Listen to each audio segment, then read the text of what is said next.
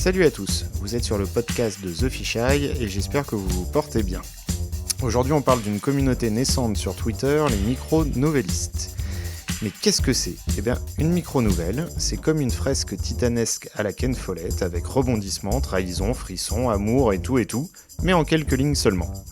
Tout a commencé avec un certain Keot, dont l'orthographe improbable du nom ne m'en permet pas une prononciation correcte, même si ce dernier a essayé plusieurs fois de me l'expliquer.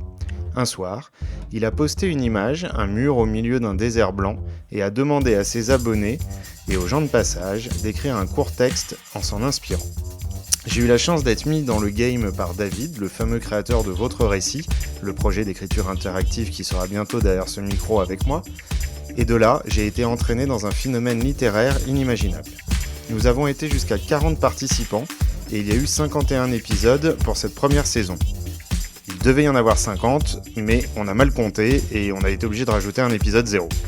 Au fur et à mesure, les vidéos et chansons ou musiques ont parfois pris la place des images du début, nous offrant ainsi de nouveaux terrains de jeu. Tout le monde n'a pas sorti un texte à chaque fois. J'y suis arrivé personnellement par défi et donc j'ai pondu parfois de grosses bouses, mais ce qui est devenu vite important, c'était le rendez-vous et la communauté qui s'est créée autour.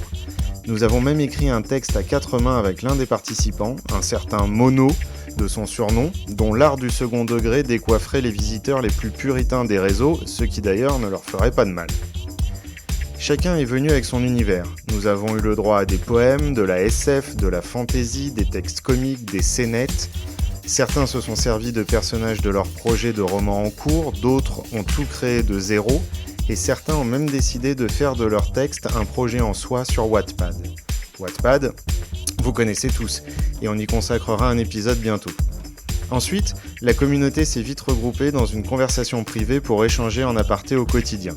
Dans un délire d'une de ses membres les plus emblématiques, nous avons décidé de nous appeler les oursins, et nous attendons avec impatience la saison 2, promise pour la rentrée.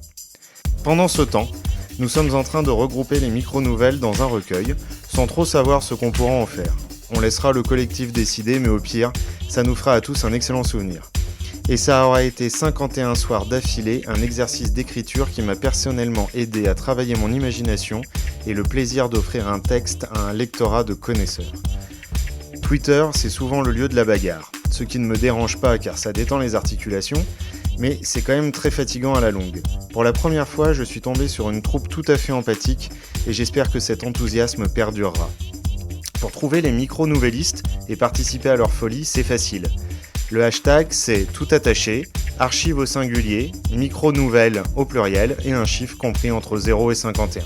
Par là, vous trouverez tous les textes écrits par les oursins micro-nouvellistes, cette joyeuse bande qui m'a donné envie de rester sur Twitter et même de créer ce podcast pour mettre en avant les auteurs de l'ombre, les auteurs en devenir. Allez les voir, je compte sur vous pour les découvrir et les partager en masse.